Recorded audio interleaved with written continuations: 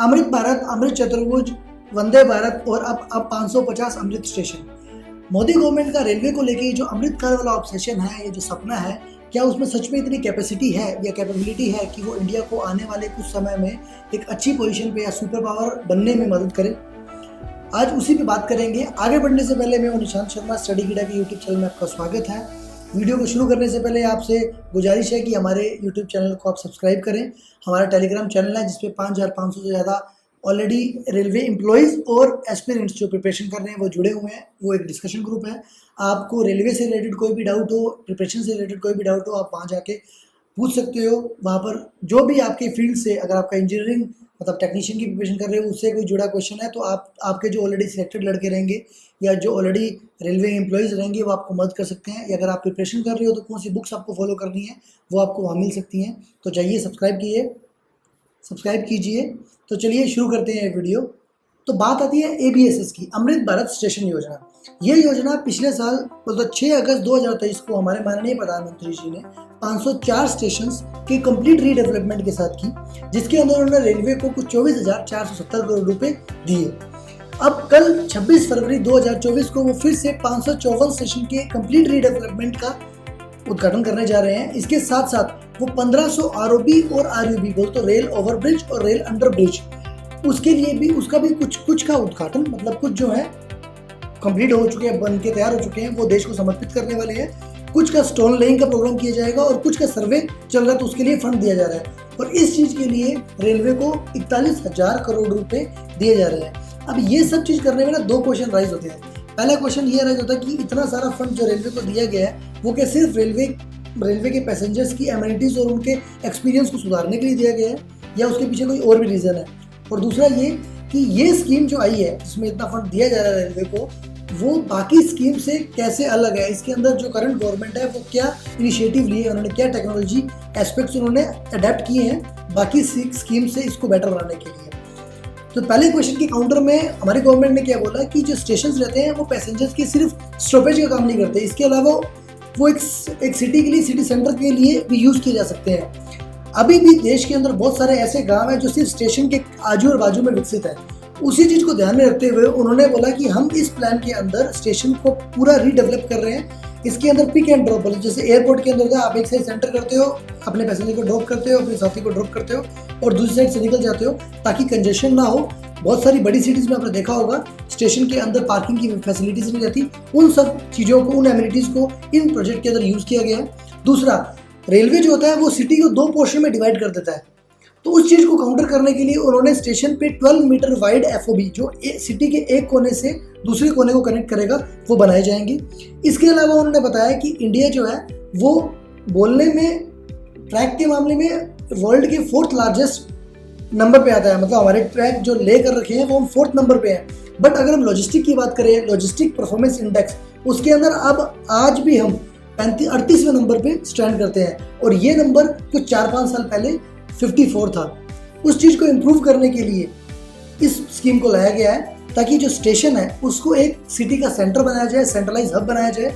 वहाँ पर अगर बड़ी सिटी है तो मेट्रो स्टेशन का कनेक्शन, उसके अलावा आगे ट्रैम चलती है तो उसका, अगर आपकी बस स्टैंड से तो उनका कनेक्शन, वो पूरा कंप्लीट स्टेशन से दिया जाए। उसके अलावा मल्टी स्टोरीज स्टेशन बनाया जाए जिसमें ऊपर की जो स्टोरीज रहेंगी उसके अंदर आपके रेस्टोरेंट्स, कैफ़े, उसके अलावा होटल्स की फैसिलिटीज़ भी दी जाए। और ये चीज़ उन्होंने बहुत सारे बड़े स्टेशन पे इम्प्लीमेंट भी की। तो पहला उनका टारगेट ये था कि सिर्फ स्टेशन को रीडेवलप करना एक स्टॉपेज के रूप में नहीं है, बल्कि उसको लॉजिस्टिक का एक पॉइंट बनाना, एक हब बनाने के लिए ये जो प्रोजेक्ट है उसको लाया गया है। दूसरा जो प्रोजेक्ट, जो दूसरा क्वेश्चन राइज हुआ था कि ये स्कीम बाकी स्कीम से अलग कैसे है, उस चीज़ के काउंटर में हमारी गवर्नमेंट ने बोला कि उन्होंने ये चीज़ की भी। उन्होंने देखा कि जो उनके ऑफिसर्स हैं या जो उनके सुपरवाइजर्स हैं वो रेलवे की इश्यूज़ को, रेलवे की लैंड को, रेलवे की टेरिटरी को बहुत अच्छे से जानते हैं। इस चीज़ के लिए उन्होंने क्या किया, अपने ऑफिसर्स को, और छोटे मोटे ऑफिसर्स नहीं, JG, HAG, SAG और HAG रैंक के लोगों को यूज़ करके वहाँ के लोकल इश्यूज़ को इंक्लूड करते हुए उस स्टेशन की मैपिंग करवाई, सर्वे करवाए, चार्ट्स बनवाए और एक नक्शा तैयार किया।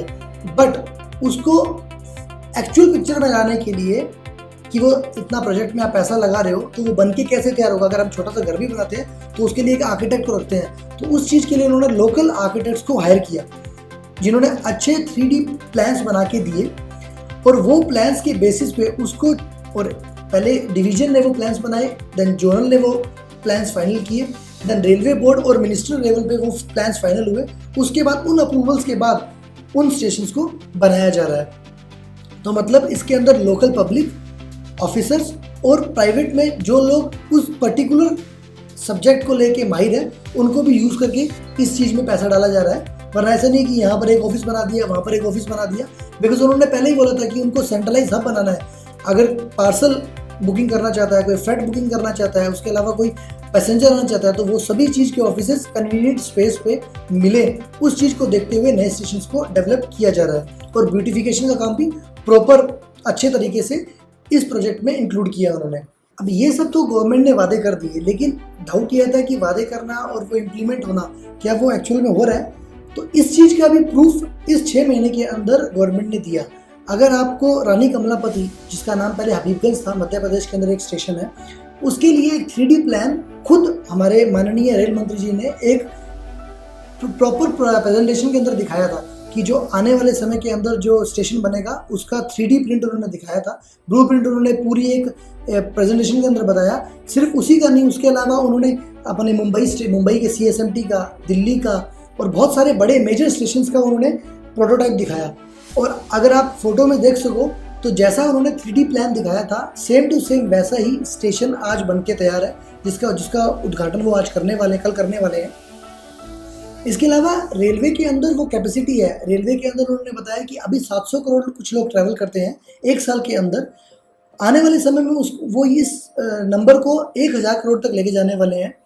और आपको ये बात समझ के लेनी पड़ेगी कि रेलवे इकलौता एक ऐसा मीडियम है ट्रांसपोर्टेशन का जो होलसेल इंडियन गवर्नमेंट के अंडर में है, उसकी मोनोपोली है, और जिस मास लेवल पे इंडियन रेलवे ट्रांसपोर्टेशन को सपोर्ट कर सकता है कोई भी मीडियम नहीं कर सकता। इसीलिए चाहे IRCTC हो, चाहे RVNL हो, उसके स्टॉक्स क्यों भाग रहे हैं उसका भी रीज़न यही क्लियर है। बिकॉज आप बुकिंग चाहे किसी भी मीडियम से करो, चाहे एक्जिगो लो, चाहे booking.com, चाहे कोई भी लो, आपको घूम फिर के IRCTC की वेबसाइट पे आना ही पड़ेगा, उनको उनके कमीशन देने ही पड़ेंगे। इसी चीज़ को देखते हुए गवर्नमेंट ने रेलवे को सेंटर में रखा और इतना फंड उसको अलॉट किया।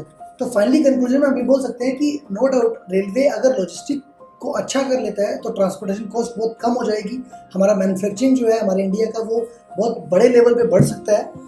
रेलवे के पास वो कैपेसिटी, वो कैपेबिलिटी है, बट ये तब तक चल पाएगा, ये स्टेशन रीडेवलपमेंट प्लान तब तक चल पाएगा जब तक मैं और आप, हम सब स्टेशंस को साफ रखेंगे। बहुत अजीब सी बात है, लेकिन जब तक चिप्स के पैकेट में चिप्स रहते हैं तब तक वो पैकेट को कोई भी फोल्ड करके जेब में या बैग में रखता है, पर जैसे ही चिप्स खत्म हो जाते हैं तो वो कचरे का पैकेट बन जाता है, उसको कहीं भी फेंकने का सोचते हैं, उसको भी रोल करके बैग में डाल सकते हैं। तो अगर आपके आसपास कोई स्टेशन रीडेवलप हुआ है या अगर वो होने वाला है या नहीं भी हुआ तो कृपया सफाई रखें, देश को सपोर्ट करें, रेलवे को सपोर्ट करें। Thank you very much.